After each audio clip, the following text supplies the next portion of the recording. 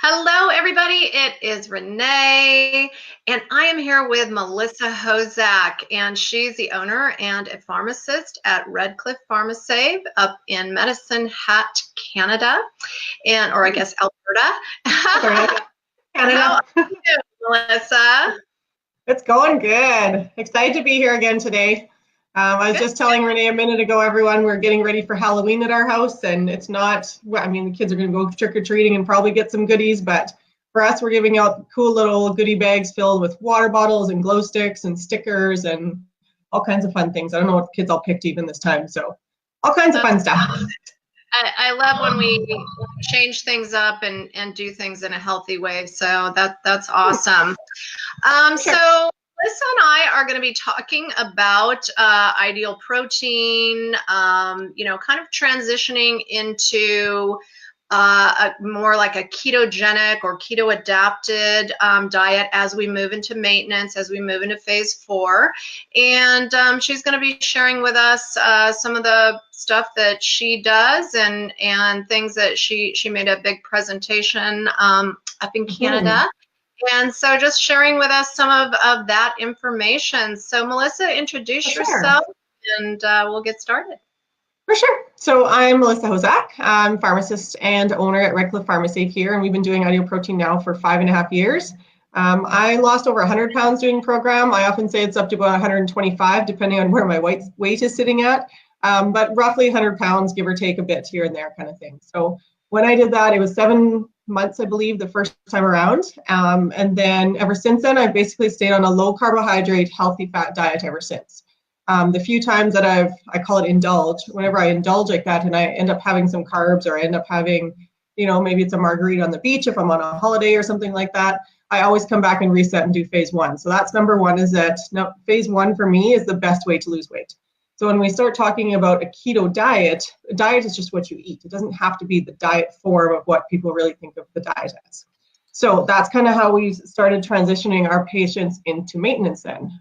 So when we start phasing them out from their weight loss phase in phase 1, which, like I said, it's the best way to lose weight. I think it's the easiest, most turnkey method there is. But from there, when we do our phasing out then, when we go to phase 3, I add in the healthy fats and a little bit extra protein and really show people how they can use those, chayote squash and rhubarb compotes and things like that in the morning versus going to even sugary fruit for me. Maybe they use a little bit of blackberries or blueberries or something like that, but we really start to introduce the fats. So for me, when I look at it, when you say a ketogenic diet, that simply means you're running off ketone bodies. So those ketones are breakdown products of fat. So you can look at it as phase 1, where if you're to enter your macros, which we don't want people having to do, but if you're to enter your macros into into the app, for example, you don't take into account that you're burning about 1,000 to 1,200 calories of fat, of your own fat, off your own butt kind of thing. So along with that and your protein and carbs that are in there, those two stay actually very similar. So that by the time you get to maintenance, you actually just add in fat on your plate instead of fat off your butt, is kind of how I look at it. And I think that's the easiest way to really transition people and really think of it differently. So when I get to maintenance then, I still stay with about 30 to 40 grams of carbohydrate a day. Now, there are different ways that you can still be vegetarian and still go keto, if you want to call it that way, but still staying low carb. I prefer to, have bacon and cheese and whipping cream and avocado and all kinds of things like that. But I know there are ways that you can do like just avocado, or some vegetarians will still have dairy, so you can still do cheese and cream and butter and that kind of thing. I go towards bacon and really fatty ribeye steaks and that kind of thing too. So whatever works for people, right? Yeah, so that's kind of how we've started with it. I brought in, or I gave you some of the slides that actually talk about insulin being that key component of fat storage. So I think that's going to be kind of where we lead into some of these anyway. So I don't know if you'll put the first one up there. Yeah. Yeah, and just basically calling it therapeutic nutrition. So as a pharmacist now, I haven't actually dispensed in the pharmacy for just about 6 years. I use ideal protein and therapeutic nutrition as my main practice. So when I look at that, therapeutic nutrition is really the basis of fixing the underlying problem, using food as our medicine. And this isn't a new concept. It's using the same thing that Hippocrates said in 400 BC, where he said, "Let food be thy medicine and medicine be thy food." So in general, though, our population has been given these guidelines that are really, really old. I think about as old as me. So like 1977 or something, the Canadian Food Guide came out. I think it's very similar to what America has as well. But with that, it really says that we should be eating too many carbohydrates. So I know there's some people that criticize me saying the food guide's wrong, but the way I've seen it and the way I was taught in school are completely different now. In that Canada Food Guide says I should be eating 9 servings of grain every day, which when I was doing that, I ended up at 265 pounds. So now that I eat bacon and cheese and cream and all these goodies every day, I can maintain that 150, 160 that I like to sit at, and I don't have to worry about gaining weight. So once we start to take out not only the grains and fruits and things like that, when I look at it, it's all the highly processed stuff too. So that's, looking at kids' lunches as far as, granola bars and bear paws and the crispy treats and the gummy snacks that aren't really even food, right? Like it's just high fructose corn syrup sort of thing. So once we start to take those things out because the body's making too much insulin, that's when we can start to use food as our therapy, basically. So like I say in the slide here anyway, insulin's our fat storing hormone and causes issues like diabetes, hypertension, obesity. Along with that, you've got hypothyroid, gout, PCOS, chronic inflammation, and that's my big trigger. So it's not even so much the weight gain that happens if I'm starting to eat sugar again. It's actually the inflammation that goes with it. So I'm off about 12 different prescription meds from what I used to take when I was heavier. That's including, I think I had about 5 different things for asthma because I had so many problems breathing and inflammation and stuff. I was on a bunch of things for allergies, which I no longer need, even with having a dog and a bunny in my house now. And then I had all kinds of things for inflammation with my knees and hips and ankles. I'd even been to the radiologist, who's a friend of ours, and said, like, there has to be something wrong with my ankles. Like, they just don't sit right. I can't walk. No, it was just that I was carrying 100 pounds. And nobody was really frank with me saying, you're carrying 100 pounds extra. Like, we need to lose weight. So it's not even the losing weight part of it. It's the insulin part of it that is causing the inflammation inside.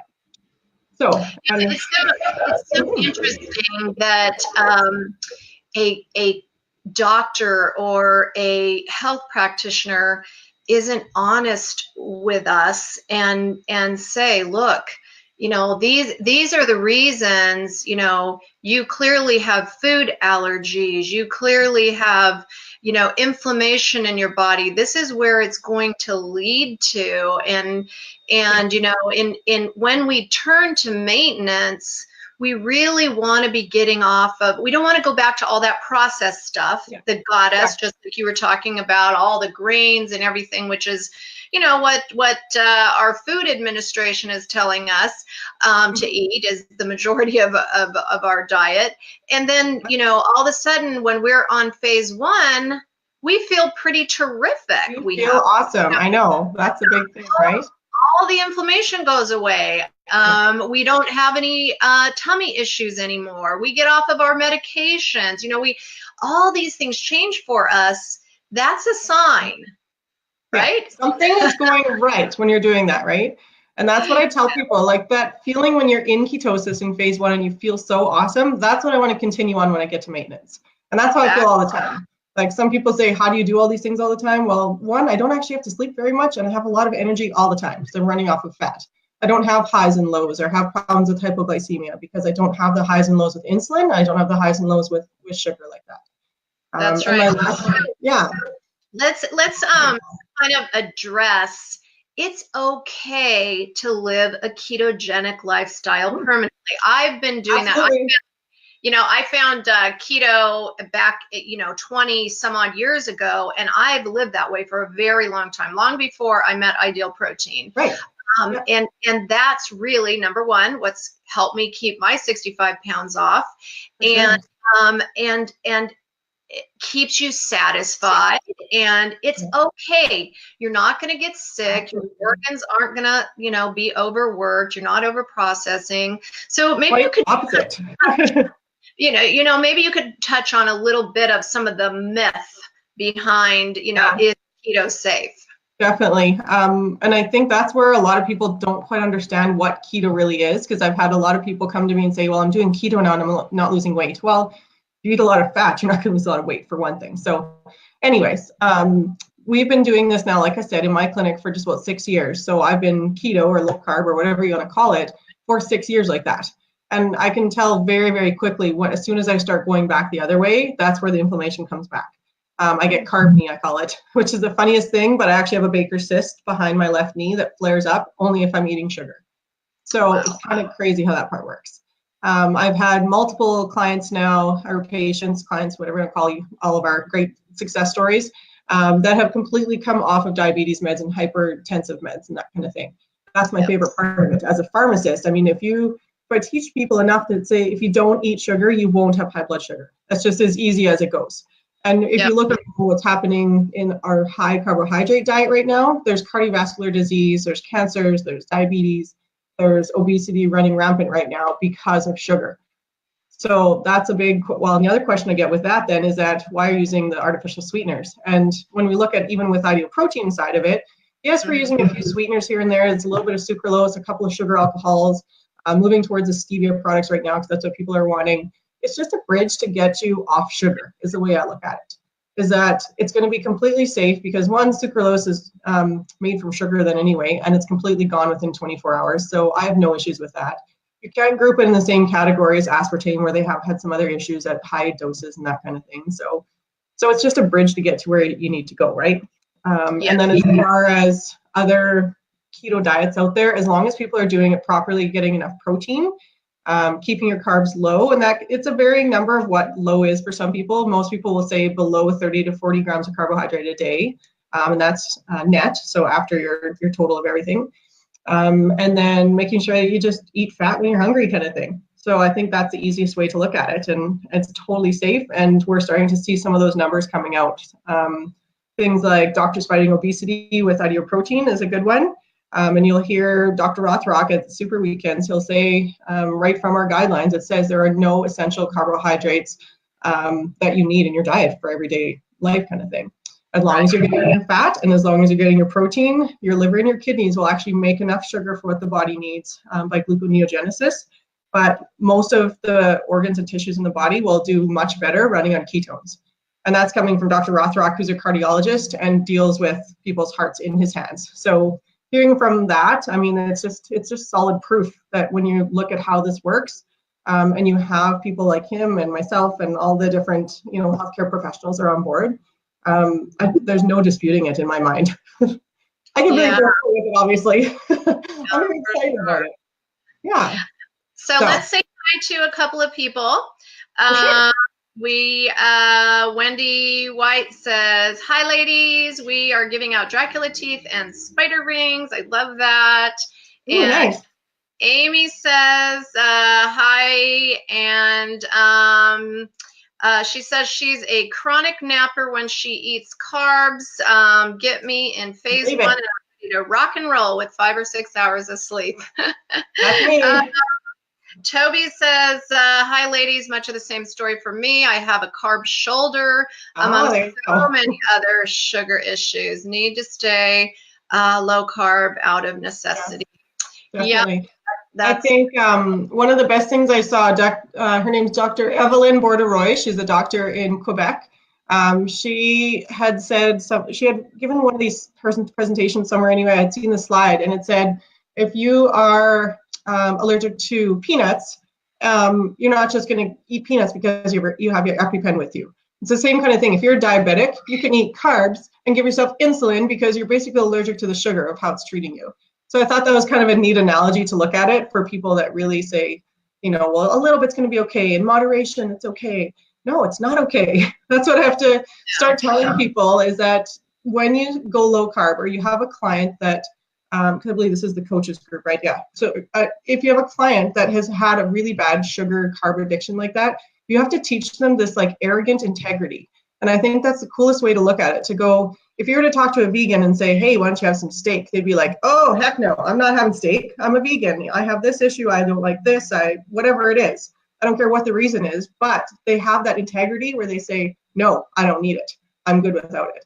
And the same thing with sugar is that I'm a carb addict or carbophiliac. I heard the term the other day. I'm like, I like that one. But you have to know that I can't eat that stuff because 1, it makes me feel terrible. And 2, sometimes I can't stop. You have to think of it like an addiction like that. So Yeah. the way I look at it, keto is a treatment for myself without having to use medications. It's kind of a neat way to do it anyway. Right. Right. Yeah. Yeah. So let's move on to the second slide here. Oh, yeah. So I just had just a couple of different types of sugars, because when people talk about simple or complex, sometimes they don't understand what they are. So your simple ones, basically, they just contain 1 or 2 sugar molecules. They're the quickest source of energy and rapidly digested. So your body will always use this kind of sugar before it can get to your fat. So anytime that people are saying, hey, I want to add in a little bit of ice cream into my diet or a little bit of whatever into my diet, well, anything that includes this kind of stuff, like any regular sugar, brown sugar, corn syrup, honey, molasses, your fruit drinks, jams and jellies, candy, which is coming up for tomorrow, obviously, any of that kind of stuff, that's going to produce an insulin response. And the only thing that insulin does when there's sugar in the blood, it has to store it somewhere. So it pushes it to the cells, first of all, for energy. And if they're already filled up, they're going to push it into the fat cells for storage for later. I think that's the biggest thing that I try to teach my diabetics that have been on insulin before, or that are being told they need to go on insulin, is that when the doctor puts you on insulin, you have to give yourself a new shot of it. Where do you think that sugar is going to go? And when I give this presentation, I always tell people too, like, think about that. If you have high blood sugar, you give yourself some insulin, where do you want the sugar to go? It has to go into your fat cells. That's why they say you'll probably gain 15 pounds of fat around your waist as soon as you go on insulin. So anybody you've seen that's a type 2 goes on insulin, they put on weight right around the midsection there. So that's some of your quickest sources of energy anyway. So those pretty easy ones anyway. Sorry, I have people coming up to my front door. I'm at home here today, but my kids are home, they'll get the door. Complex carbs then, when we're looking at chains of sugars, usually these are contained in starch. They're rich in fiber, often high in vitamins and minerals. These are the ones that I think I get the most questions on, thinking that they are the healthy carbs that I have with my air quotes. Because yes, we have our green vegetables in here, and off of this list, those are the only things I actually eat. So I think that's kind of neat that they're the first one anyway. But from there, you've got your whole grains, foods that contain them, like your oatmeals, pastas, whole grain breads, etc. Now, I have seen some pretty good high protein, higher fiber breads that are out there, but the more you can get away from those, the better. The bakery I have in town here, she's actually making keto bread now, we call it, with an almond meal, which is really, really cool. It's only about a carb per piece kind of thing. So a little pricey with the almond flour in there, but it's a nice option to have. Yeah, but if you need that, it's a little pricey, it's okay, because you're not eating it every single day. Yeah, exactly. And then I'm not getting to the point of needing $300 Lantus insulin every month either. So I don't know, keep taking a bit. That's a lot of bread you can buy. Yeah, exactly. And then of course the starchy veggies like your potatoes, sweet potatoes, corn, pumpkin, those kinds of things. You know, if you're going to have something that's sugary, starchy, anything like that, I would hope that it'd be one of those starchier vegetables, because at least you're going to get some of the vitamins and less processed things in them, and the fiber that's in there as well. Now, for me, that doesn't really fit into my regular, macros for my day, because it's not going to fit in with that 40 grams of carbs. But if I know I really want to have something and it ends up being my indulgent day, I do really go a very, very low carb day the next day, just like our phase 4 indicates on there. So that for me, like a starchy indulgence like that would be a few mashed potatoes or something, and that doesn't happen very often. And I'm probably still within my 40 grams of carbs. I would just not eat my regular restricted item because I still like my IP snacks. So anyway, and then beans, lentils, and peas, that kind of thing. So now this one, so the insulin and glucagon chart that I've got there has actually been provided by Mike CL, and I use it in a lot of my presentations and stuff. But for anybody who doesn't really understand the whole concept of what keto looks like and why you'd go low carb versus not, I think this is a good one to explain it, because insulin and glucagon are the 2 hormones in the body that work in homeostasis. So they work in conjunction or opposite of each other, sort of thing. So if you're eating lots of carbohydrates, you've got a big, plus of insulin and no change of glucagon. That's where the biggest difference lies, right? Is that we don't want to have high amounts of insulin without glucagon doing its job in there. Protein, it's great. That's why I eat lots of protein. It maintains your muscle mass, and it's got a nice even balance of your insulin and glucagon. Fats, no change at all. Perfect. That's exactly what we want then. So fats and proteins, they're nice and even just down below that. The trouble with the carbs and fats, as we know, is that I don't know if anyone's heard Mike Seals talk about this, but he talks about Madame Alfredo and Monsieur, what does he say, fettuccine, Monsieur Fettuccine. Yeah. And they're going to shack up kind of thing. So I love that little chat anyway, but I think it really explains it well.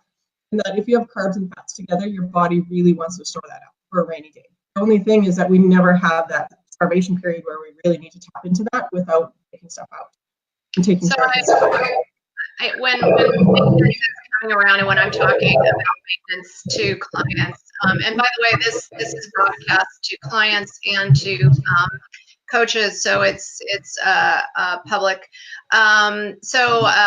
When I talk about it, I talk also about, starting to educate yourself on different ways of eating. Keto definitely is one of them, but food combining is a very interesting concept in the way that we digest our foods, and what they're talking about when they're not, when we're not combining fats and carbohydrates is food combining. So eating your meals in a very specific way, and there's lots of books on it, but it helps you digest properly, and it also helps our body to use the foods properly instead of ending up storing them as fat. So one of the things I think that would be good, Melissa, is you used some really big words a minute ago. Homeostasis. Explain what homeostasis is and glucagon. We do have a lot of people watching that aren't coaches. For sure. So homeostasis is basically just having like a balance in the body, if you think of that. So if you were going to go outside in Canada within a month or two, it's going to be really cold. So your body's going to do everything it can to warm it back up again. I think the temperature one is the easiest one to think of that way. Same thing that if you've taken something that's going to lower your blood pressure because your blood pressure is already high, you're really trying to get it just back into the middle range there. Same thing with blood sugar. If your sugar is too high, your body produces more insulin to try to get it back down again, right? So that's going to be the biggest thing, is that insulin and glucagon are your opposing hormones to keep your body in check. That's basically the easiest definition for what homeostasis looks like. And there's all kinds of different, chemical reactions in the body that happen to maintain that. So I think that's the biggest thing. Yeah. So understanding how the body works is going to, give you information to understand when you go out into maintenance, why you don't want to go back to where you started, and how the body works and why it works, and this whole process of the insulin, and why you don't go back to eating, Cheerios for breakfast and things that weren't working for you before, right? Exactly. Well, and I think the very last point, when you're looking at the food combinations on the slide there, when you look at the high carbohydrate and low protein, most, not saying all, most vegetarians, when they come to me, this is the type of diet that they're eating. Simply because they haven't really been trained to look for the highest protein amounts that you can get and staying vegetarian like that. So that's where, if you have a doc or somebody that notices, maybe they're having some of these insulin problems, they might not necessarily recognize it the same way I do, but they would say, hey, you've got to try to get some more eggs in there, or try to get some higher protein tofu, or whatever it might look like. Right. So not saying there's anything wrong with being vegetarian, it's just that most people are doing it wrong without really knowing. So that's where we want to make sure that people do it correctly. So like I said, you can be vegetarian and be keto. I believe there's even vegans that are keto as well now. So depending on your way of life, you can make it work. It's just a matter of not always getting your protein from a carbohydrate as well. That's the trickiest. Yeah. Oh, good. That's a good explanation. I like that, because I do have a lot of vegetarian clients. I grew up vegetarian, so you're right. You end up eating this very, very high carb diet and causing, not everybody, but a lot of people have a problem with fat storage. All right, let's about this slide. So I know this one looks really busy, and I kind of give it a quick rundown versus reading it out anyway. But if you look at the two opposing hormones, your insulin and glucagon, glucagon is the one that we really want to bring back into check, because insulin has been overbearing for so long. So when we look at insulin and how it affects the body, and I wish they would have really nailed this one on the head when I was in pharmacy school 17 years ago, because everything I learned in school, basically now I know how to shut that insulin switch off that we don't need the medication for. So looking at insulin, it lowers your blood sugar. So when you have high blood sugar and it goes over time, you have to have more insulin to bring that down again. And on the opposite side, glucagon will actually bring that back up a bit. Insulin obviously is in fat storage mode, so we want to shift that out when we're in phase 1, or anytime you're going to be losing weight like that. converting dietary fat to storage. So if you think about eating sugar, you should be thinking about storing fat. That's the easiest thing of looking at it anyway.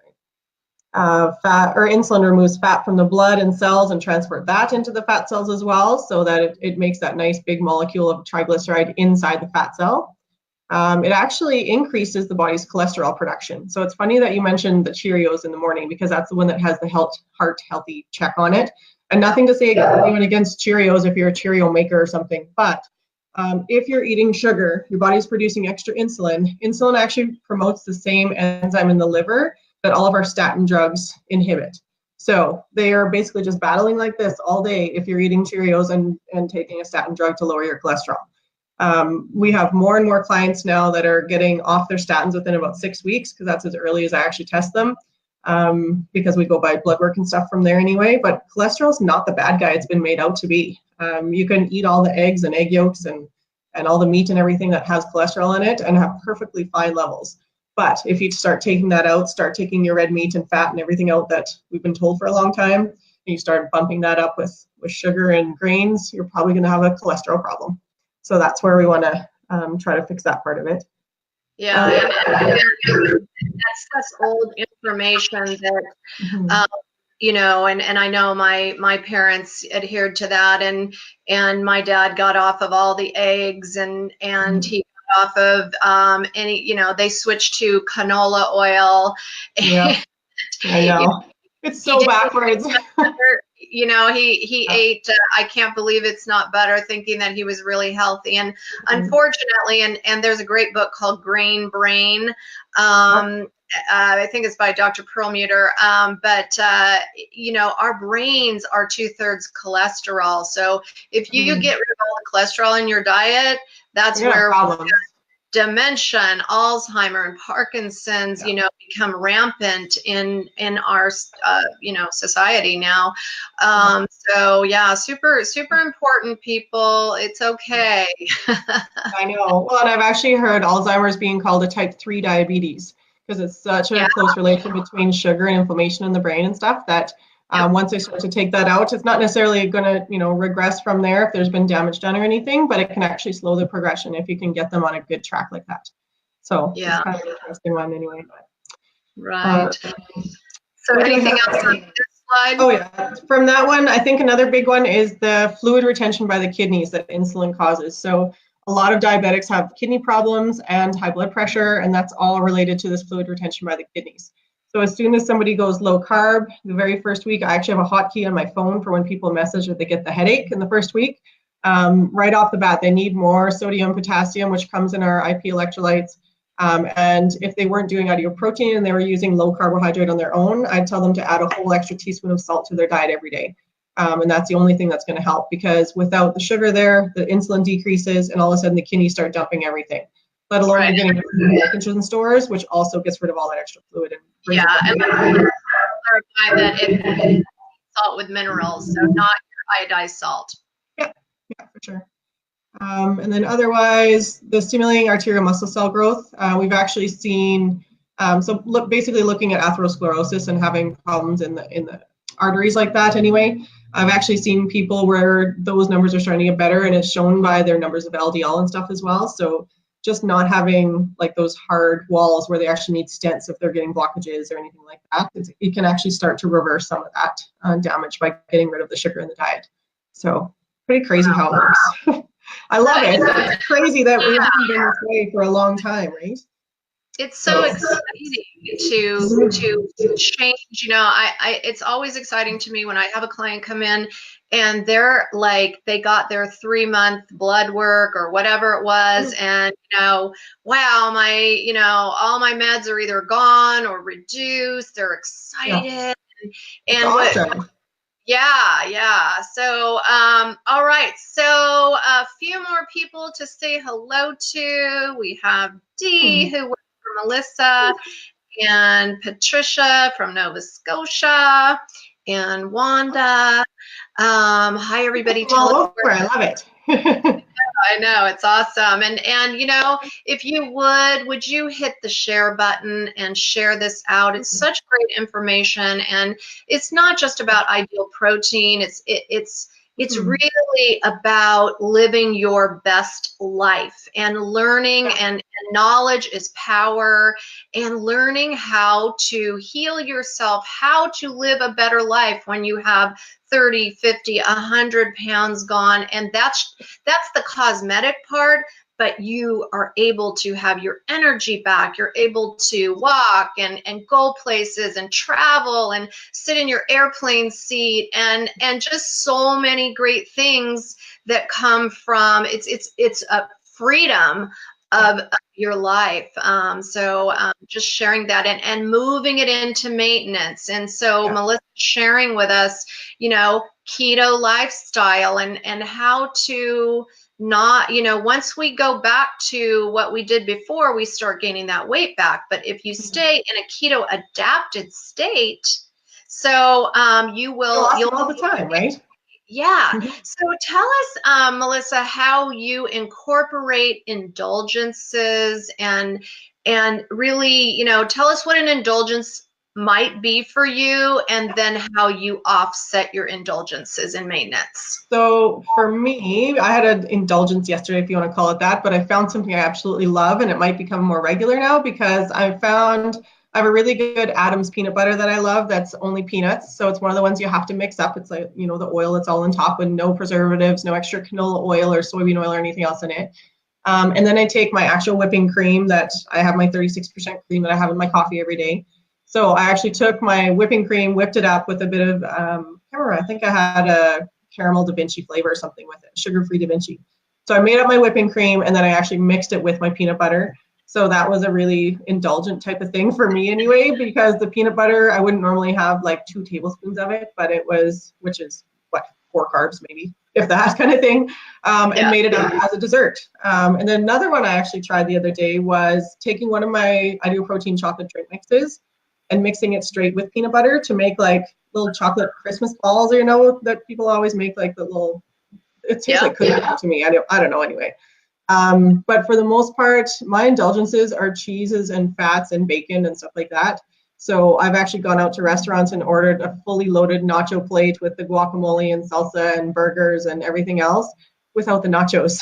And they all go, what? Like, you want a salad? No, I don't want a salad.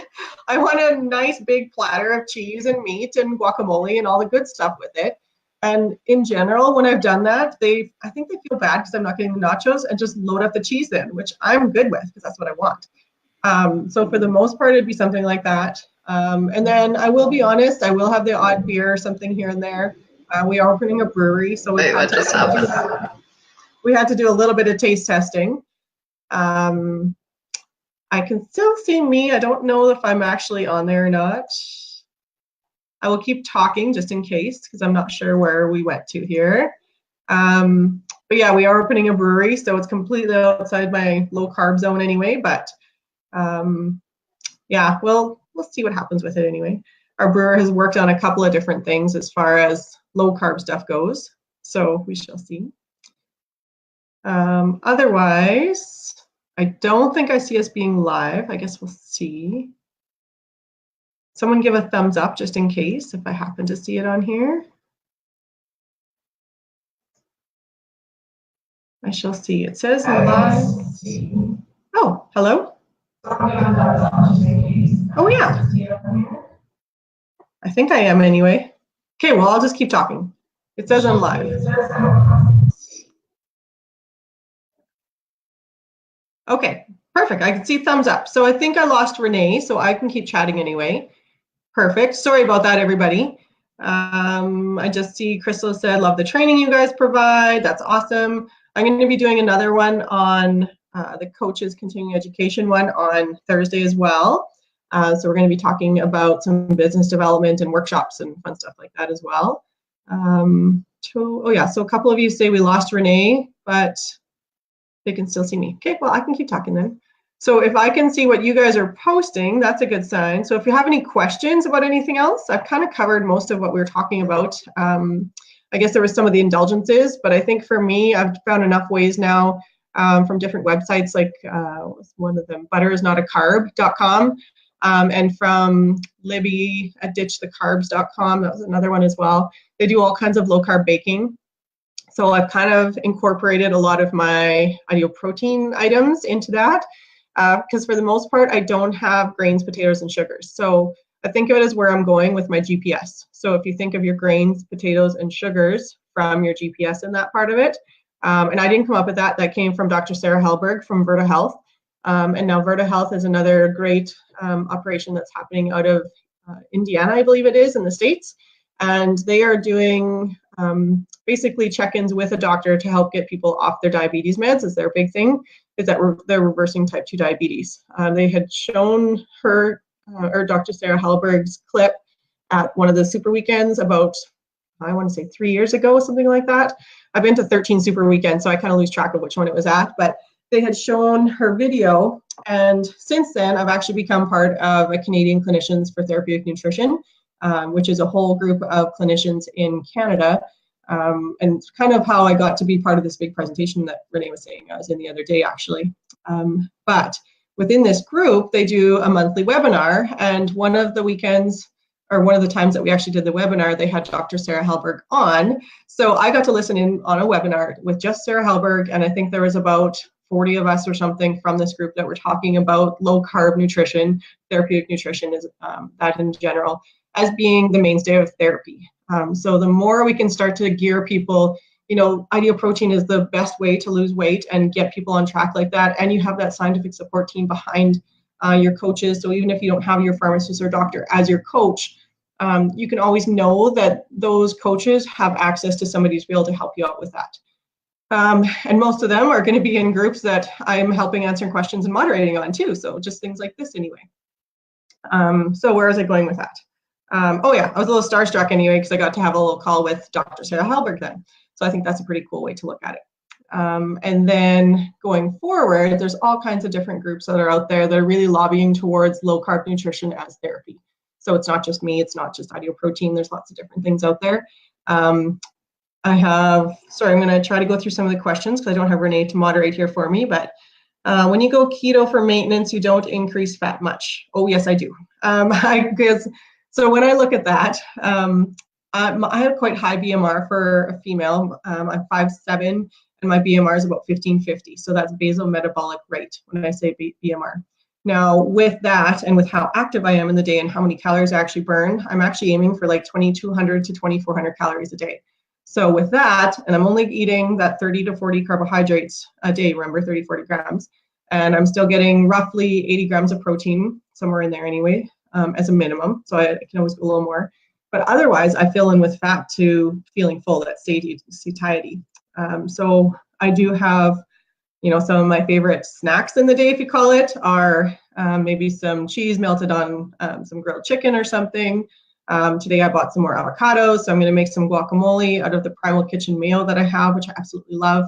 And now that's avocado mayo too, so that's kind of a nice one versus soybean oil or canola oil or different things that are out there. So for there, I definitely increase fat because that's what I'm going to be getting for my calories, and that's the easiest way to actually get calories in your day too. I had a coach yesterday actually send me a question about somebody in maintenance who was still losing weight. But the only thing I had really seen that she changed in her journals was that she increased a whole bunch of carbs at breakfast and was having some potatoes sometimes at supper, but not really anything else. It was basically just meat and 2 cups of veggies.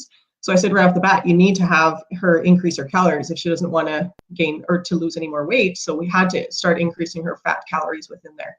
So I was having some on here. Renee's trying to log in, I see. And someone says, I gained when I tried keto, not sure if I had too much fat.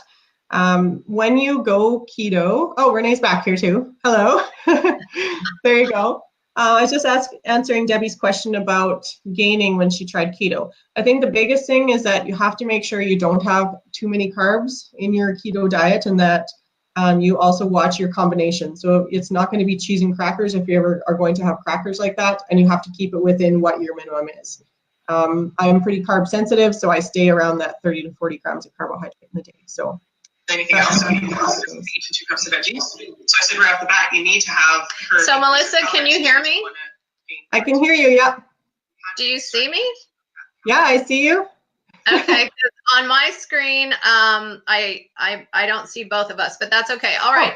So I see both. So I would like to interject here is Melissa and I are two completely different kinds of people, because if I go high fat, I start gaining weight. So I have to be very, very careful with my fats and my carbohydrates. Unfortunately, I would love to do what Melissa does and eat steak every day and you know, do all this dairy and cheese and all that. Here's what happens to me. I obviously have some type of aversion to dairy. I don't know if I'm allergic or what have you, but all of a sudden, you know, when I went on phase 1, oh gosh, I wasn't constipated all the time anymore. I wasn't, you know, having so much problems with my pain management, my inflammation, all of that. And if I go back to those things, because I love cheese, it breaks my heart a little bit, but if I have to go back, if I go back to sugar and cheese and stuff like that, and this might have to do with my thyroid. I have a feeling it does, Hashimoto's, but seriously, horrible constipation. My digestive system won't process. And you know what? I had a bout with leaky gut a few years ago. I had severe mercury toxicity a few years ago. So my body doesn't run the same way. So it's definitely not. Yeah, it's really important that we understand, just because Melissa gets to eat, you know, all this stuff doesn't mean you do.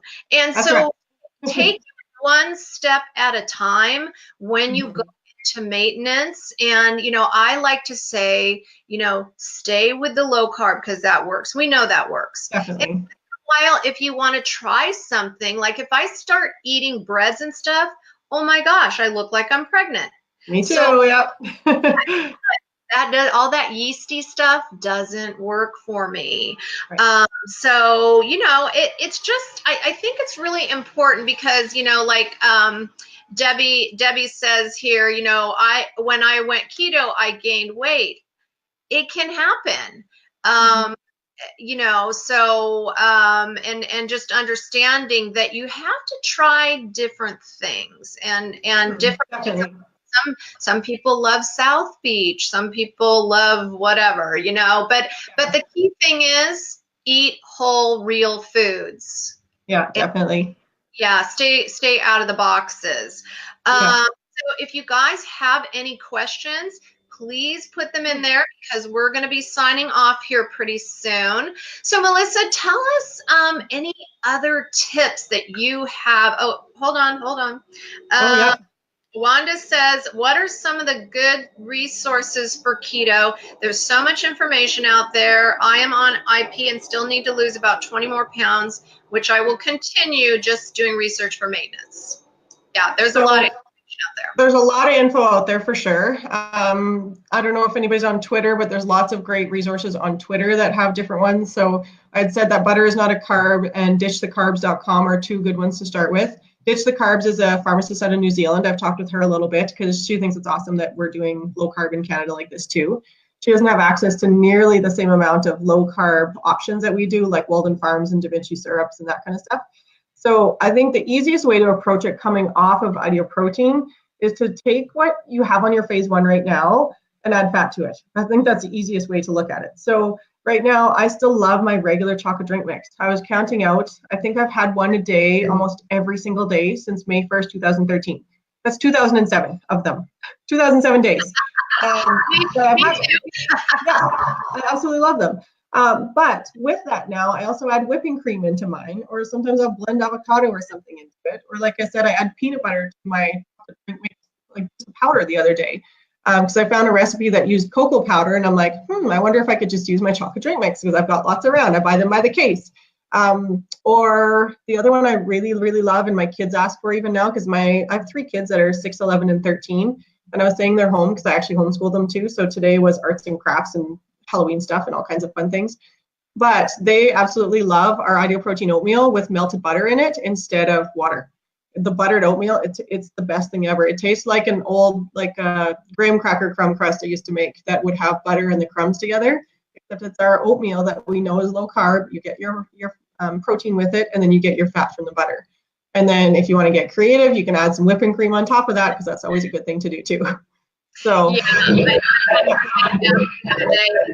oatmeal on the market that is similar and to Ideal Protein. I was like, no, there no. is. I haven't They're all just carbs. Yeah, there's nothing similar. It doesn't matter if they're steel cut oats or Quaker oatmeal in a packet or whatever, and not trying to trash any of them. It's just that they're made of grains, which is converted to sugar. So Right, it's completely different. Yeah, so Crystal says, I like Annette Bosworth, really good keto info, lots of great YouTube videos to explain keto from a scientific standpoint. Yeah, perfect, yeah.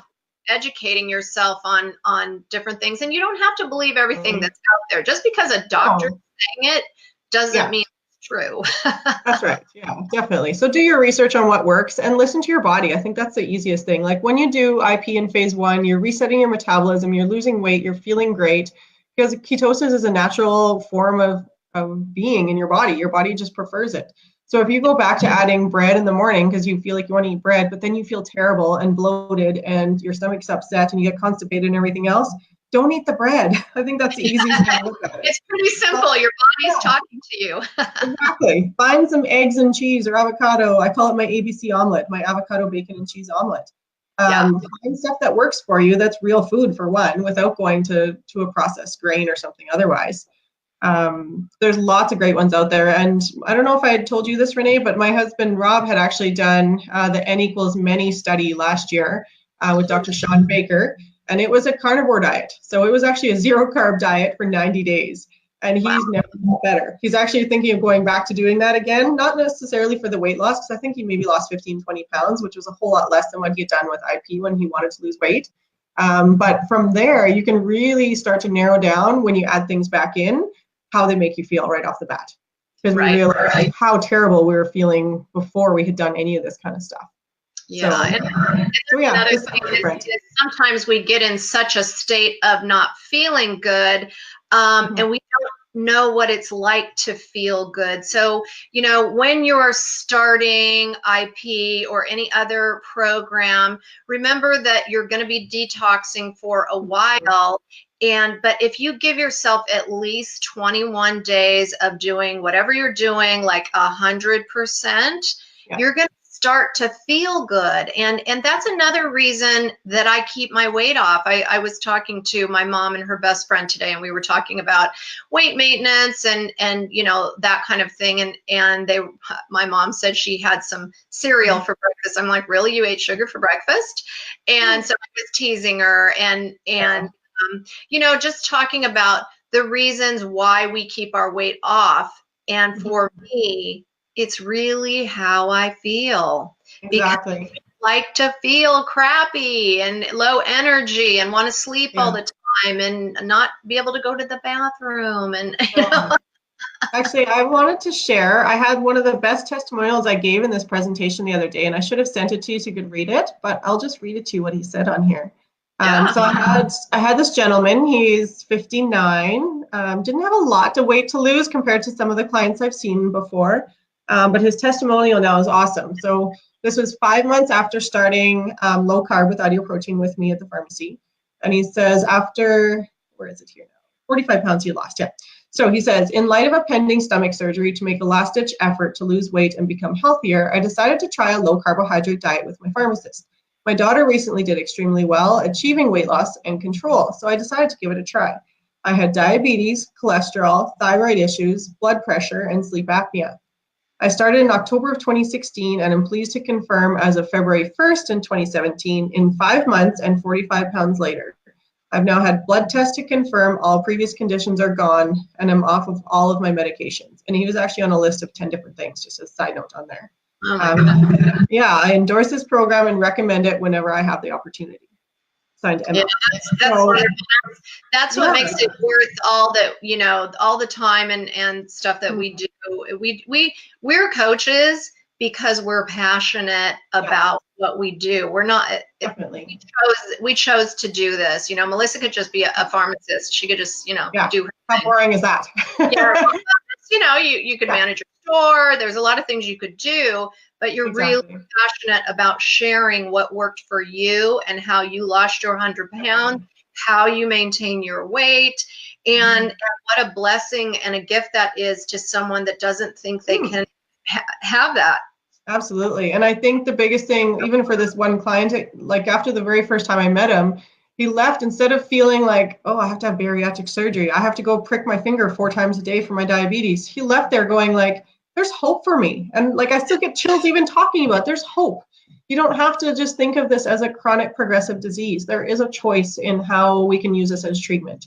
And yes, there's a place for medications. Obviously, my husband, Rob's still a pharmacist that dispenses meds. And I think there's a big use for a lot of different things, but you have choice. I think that's the biggest thing. And there's some hope in that there are people like us that are out here that are trying to do everything we can to get the word out there, and spread the word, basically, that this works. We're not just, random people trying to sell product, because most of the people I'm talking to that are on here today, I'm never going to see you. I'm never going to sell you a product. But I hope that this will give you hope, and that you can go and talk to your pharmacist or doctor or somebody nearby that does ideal protein possibly. Heck, even if you just cut out grains out of your diet, there's probably going to be hope there. So I think that's the biggest thing, is that we're trying to help a lot of people, and this is a great medium to be able to do that too. Yes. So if you're on this broadcast, hit the heart, hit the like, and hit the share button. There you go. That's how we grow our audience, and how we really can share what we're passionate about. So this is interesting, and I know Deanna is from Lunenburg, Nova Scotia, and she's been on several of my lives, and she always says, well, she loves the Ideal Protein sweets and chips. She doesn't like the mac and cheese. It tastes horrible. There's always going to be some you're not going to like. But the bottom line is, Deanna always tells me that she went home and ate like 10 restricted bars or 10, of these or those. So touch a little bit on how, if something is a trigger, how do you coach that person? Right. I think that's a good question. So for somebody, I actually had one lady who was, when the lemon wafers were still restricted, she would eat the whole box of lemon wafers when she would go home that day. So there was one week where I knew she had bought 2 the week before because she said she was going to go away, but then had come in and she was out of all 14 of them. So I actually said, no lemon wafers this week. And she went, oh, what? Like, you have to tell me them. I'm like, I'm not selling them. We have to try something else, and we have to get this under control, because if it's a trigger where you go, I'm going to eat 7 of these, that's a problem again, right? So if it's the sugary part in there that you have to stay away from for a little bit, it might be a better idea to try, a different restricted item, or try our chili or something, or try something that's not going to be a trigger until you can have it under control like that. And as far as some of the other things not tasting great, or she said taste horrible on them, I don't think I've had any that I think taste horrible, but again, I've been doing this a long time and my tastes have really changed. I'm not thinking of mac and cheese as tasting like Kraft Dinner, because I don't know if anybody knows or you've heard me talk about it. Kraft Dinner itself in the box, and nothing against saying the brand name of it to anyone else or whatever, but the amount of carbohydrate that is in a box of Kraft Dinner is 160 grams of carbs. Now, when you break that down to teaspoons of sugar, that's 40 teaspoons of sugar. So when people get really critical about saying, oh, you shouldn't drink that pop because there's 20 teaspoons of sugar in it, well, it's better than the pasta you're eating right there. So when you think about just having it different, it's a different mindset in how much you're going to eat, the change in the quality of how things are going to taste, how you can bake them up and make things into like Dee's quesadillas or something that uses the ground up noodles from that. I mean, there's so many different options out there. So if anyone's not on this page that, oh, Dee just says, we have excellent recipes to use up your mac and cheese packs. Things like the quesadillas, or I had someone actually make just, it was actually a waffle sandwich. She just made the mac and cheese as directed, but actually squished it into a waffle maker, and it made like a grilled cheese sandwich or whatever. So there's lots of different things you can do to make those things a little bit different. I find it really difficult to talk myself out of eating a whole box of chocolate soy puffs. I only buy one bag a week. Absolutely. And that's a great start. For me, if I take, and by the way, I'm in maintenance, I can have as many snacks as I want to, right? But if I take home the crack squares, the vanilla crack squares, that's what we call them in our office, vanilla crack squares, the crispy squares. But if I take those home, I'll eat 3 in an evening, and that's just ridiculous, because I have a sweet tooth. Yeah. And so understanding yourself and start switching over to savory flavors, and absolutely that's a great you want to call it a hack or whatever. Yeah, don't bring them home. Don't bring them home. That's the biggest thing. And I think that's the easiest way to think of it, is that it is a carb addiction. And I think I had heard this doc in a presentation a couple weeks ago anyway, but he said, if you were to talk to a heroin addict the same way we do a carb addict, every time you go to a gas station, you'd offer them some heroin. Or every time you'd go to a birthday, you'd say, here's some birthday heroin. Like it's such a different mindset to think of it as an addiction that way. And I think that's what really like triggered in my brain anyway, is that I can't eat just one of them. I could literally sit and eat an entire cheesecake. So I need to figure out different mechanisms to not have the entire cheesecake in my house, or whatever it is, or not be around it.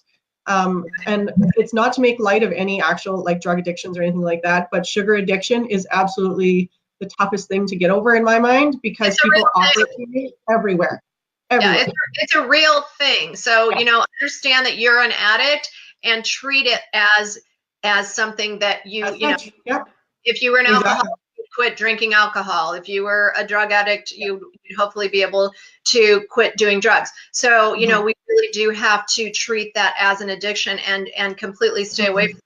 And for me, here's what I had to do to really make some sense of that. First of all, I got real sick, and I ended up with chronic fatigue and all kinds of things from my little sugar addiction that was sharing holes in my intestinal lining and causing me to end up with leaky gut eventually.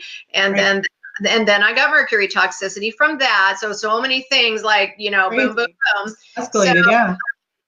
What I had to do is start watching every sugar video, reading every sugar article. And the more I read, the more I was like, oh, get that away. Yep. Yeah. And I just don't, I want to live a life, and I want the ending of my life to be fulfilling. Yeah. And we're not going to live high quality lives if we are sitting in a chair, shooting up with insulin. We're so inflamed, our knees don't work, our hips don't work, nothing works. We're in pain all the time. And that's really what, those are just some of the mind that sugar is going to do to us in the long run. So I'll stop my preaching right now. I get the same way, honestly, because I just feel so much better when I'm not eating sugar. And even for me doing this for 6 years like this, I still have in the back of my mind, because I grew up with it, that, I'm going to my kids' soccer tonight still. And I think that's when my daughter was coming in. But after they score a goal, they're like, we need to go for ice cream. And every once in a while I think, okay, I'll take them for ice cream. Not even thinking about it. And I automatically end up in the drive-thru and go, what the heck am I doing? I have so many different options to make low carb options of ice cream. And I found a really good Chapman's that actually makes a very low carb ice cream, not for phase 1, but for maintenance or for my kids. Then they actually get to have a treat like that. So it's just changing that entire mindset and thinking of it differently that I think we really need to work on. And before we go, I want to touch on one last thing, and that is that you have changed not only your eating, but you've changed your whole family's lifestyle. And if you want to have success in maintenance, it has to go beyond you. Absolutely. Okay, I'm over here, I'm eating my little keto stuff, and then I'm, making mac and cheese for this kid and chicken for that kid, and for another one. I was that mom. I'm embarrassed. I fed my kids those things. So, so important. Okay, so Melissa, I think my daughter wants to say hi. So this is my say hi. Killer cool glasses. Now she is just after I had her is when I had reached my very highest weight. I'd still gained a little bit after I had her, reaching 265 pounds at one point. But she has been low carb ever since we've had her. And now that doesn't mean no carb. It doesn't mean she's not probably going to have some candy tomorrow night. But we don't have regular bread, do we? We don't have cereal in the house. We don't have regular pasta in the house. We have all kinds of low carb options, and they're growing and healthy and strong and fast and happy kids. So, I mean, it's not that I was making them go on a diet by any means. It's that we changed their diet and we've got them on a healthy path to where they're going. Oh, there, look at that. Someone saying they love your cool glasses. She's just learning to read. She's only 6, so we're just getting there. Oh, that's awesome. So we have a couple of comments, and then we are gonna to send off here. Deanna, thank you. She says we are enlightening. Thank you so much. D says, I'm freaking miserable when I eat sugar. Seriously, a depressant. Yes, absolutely. It actually is. That's a true thing. I've done research on it, and depression, anxiety, lots of those things are actually related to inflammation, which is again back to the sugar and insulin. So it absolutely is. Yeah, and Erica says, I'm always looking for info on exercise on keto during maintenance. We have a lot of athletes in our area. Any good sources? So I actually coach athletes I use Ideal Protein actually. So I wanted to say maintenance. They're in maintenance. They're athletes, but they need to lean out. They need that high energy, and all of this carb loading is old news, people. Garbage. It is. Yeah, it is. It's just a bad thing. So I have turned several marathon runners and extreme athletes into carb people, and we use the Ideal Complete. We use the BCAAs. We change out their diet. So we can talk about that at another time. I know it's time to go. Thank you, everybody, and thank you, Melissa. Thanks for. Anytime. I love it. Yeah, I know we got a little delayed from the last time, but it ended up working out, and it's all good. So all right, awesome. Okay, so goodbye, everybody. Thank you. Bye, everybody.